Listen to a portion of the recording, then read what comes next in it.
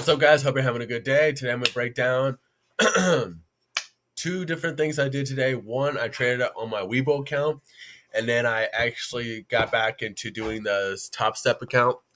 So I'm going to slowly work back into getting into that. I was having a lot of fun growing my Weibo account, but at the end of the day, I want to be able to fund my own Weibo account. So let me show you this trade I took real quick with Webull. So as you can see, I'm only up $17 now. I did take a $10 loss today, and I'm going to explain how. And that was just simply because of right here in this small little area. So I'm on the 1 minute time frame on QQQ.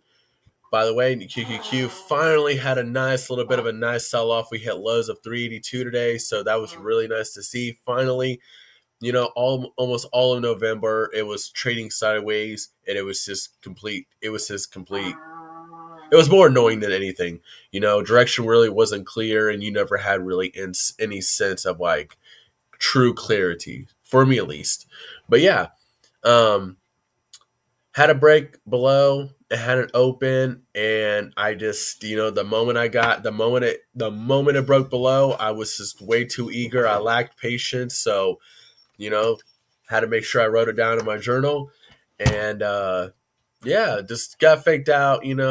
We did test the EMA, so in a way, if I would have held on, as you can see, I would have made a decent amount.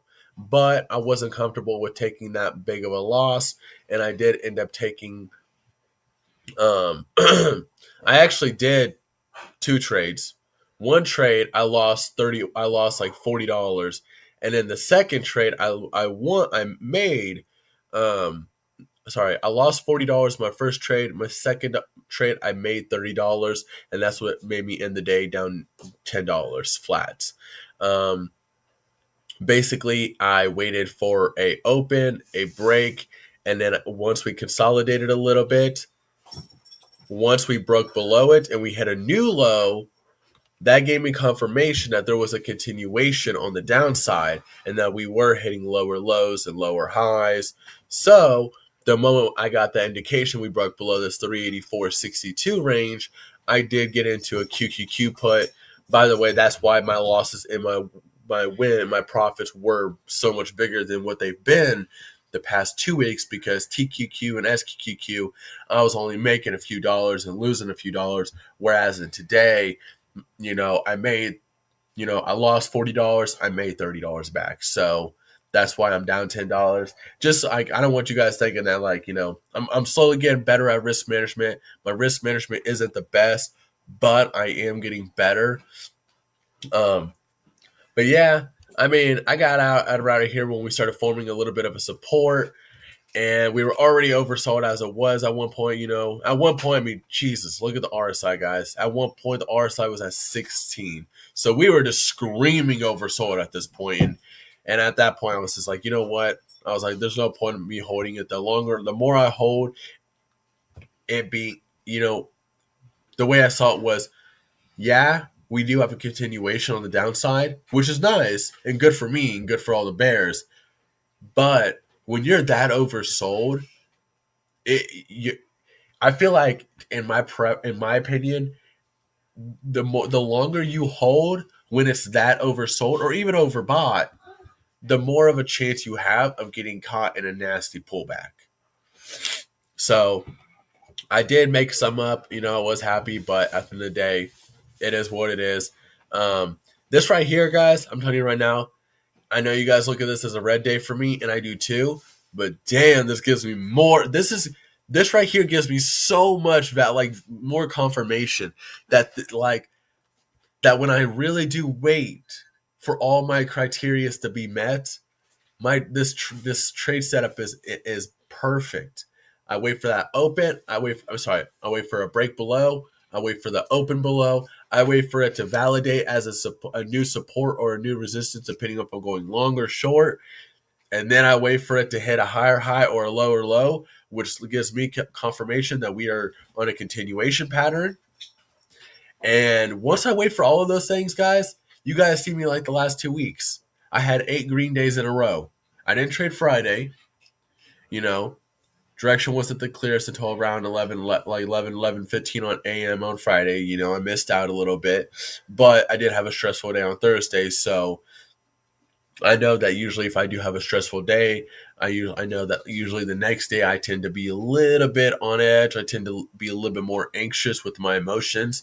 I do tend when I've noticed that when I am more anxious, um, I've noticed that I do tend to jump the gun a lot more. For instance, like today, I jumped the gun the moment we got that break in that open. Once we got that break in the open, I was like, oh, let's go short. Yay. But if I would have just simply waited for those two other things, pull back, validate it as a new resistance, and hit a lower low. If I would have just waited for those two other things, guys, I would have never taken that first I would have never taken it. I would have never taken that trade. Never. Even right here, guys. Even right here. Yeah, we didn't get a pullback and to validate it as a new resistance, but what we did do is we did consolidate for about a good 5-6 minutes. And in this period, I would have been like, okay, let's see if we either start to recover, let Nasdaq recover, or get confirmation that we're on a continuation pattern and we're hitting lower lows, which would have given me more confidence to go into a put. So, and that's what I did. And so, at the end of the day, you're not always going to get that pullback and validation like you want. Sometimes you'll get that consolidation. And then once you get that confirmation that, okay, hey, we did make a lower low or we did make a higher high, we are on a continuation, then you have a more high probable cause of it going your way, of it being a profitable trade. Now that they're done with this, let me show you my 50K funded account. As you guys can see, I'm up $528.28. Ignore this right now just because it was my first day. I am definitely trying to be as transparent as possible. So I just started it today, guys. I did for those wondering, I did do a reset. Mainly because one, I didn't like my risk reward, and two, I felt like there was some days where my risk reward was shit. I felt like my emotions were just not the best, and honestly, I just wanted a fresh start.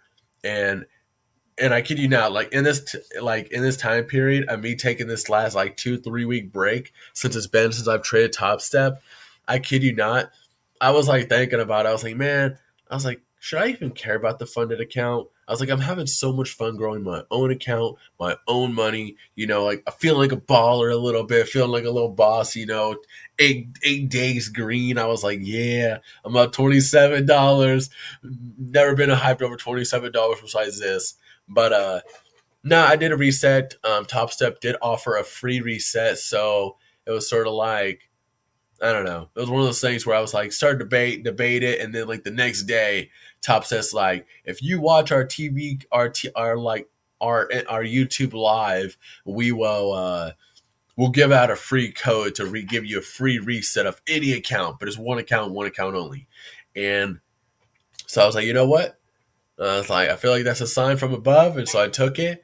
And now, what I did do differently, guys, and this is one thing I do want to make clear, is I'm going to break before I break down my trades, because I did multiple trades. I did small little scalps with this. My Webull account is going to be used for breakouts and breakdowns with this 15-minute open range strategy. This Top Step account is going to be trading the rejections, it falling, so let's say we get rejected right here, and sellers start to kick in and we pull all the way back down. That's the trade I'm going to be trying to take with Top Step. Same thing with right here, guys. We bounced off, and there's times where we'll do a full recover and go back to open range resistance. Those are the kind of trades that I'm going to be trying to take with Top Step, and that's actually what I did today. So one of them was actually right here. Once we got this nice bounce, and I saw that we did crack it right here. Let me zoom in, actually, just make it even better for you guys. So right here and right here, we did get a crack at that open range support. But as you can see, buyers stepped in, pushed it up. Buyers stepped in, pushed it up. And then look what happened. I rode it all the way up to right here. I think my first trade I made like $195. And then when I saw rejection right here at this open range resistance, and I saw buyers buyers kicking in, sorry, I went short, broke below the EMA, so I did hold it for a little bit longer. But once we started to test that open range support, I got out. Mainly because I was sort of preparing to do a put on Webull. So, like I said, guys, I have two computers. I do all of my option trading like on my phone through the Webull app, and then on my other computer, I just use this Top Step and I just trade it. So keep it really short and simple, guys. I did like 2 or 3 small scalps, catching rejection from down here, small little bounces from here to here. Just small stuff like that is what I'm going to be working on. Usually, like the range though, like the range is from like 877 to 831. Usually, as you guys can see in the past like few months of me making videos of this, constantly going over this simple strategy, usually the range it's usually a lot wider.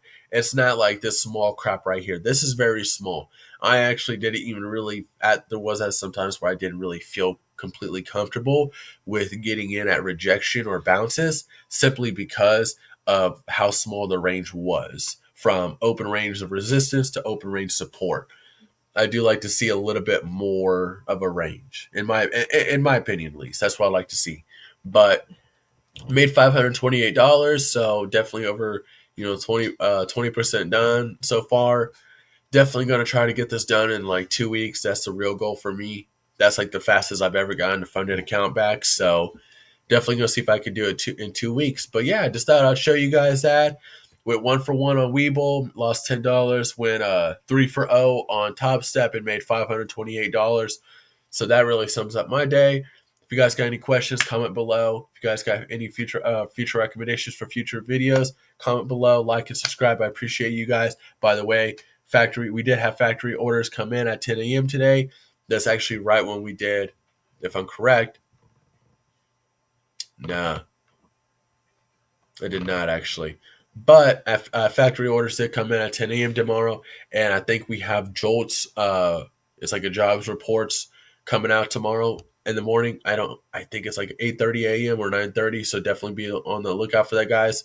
But yeah, I'm gonna get off here. I hope you guys have a good day. I'll see you guys tomorrow. Be safe.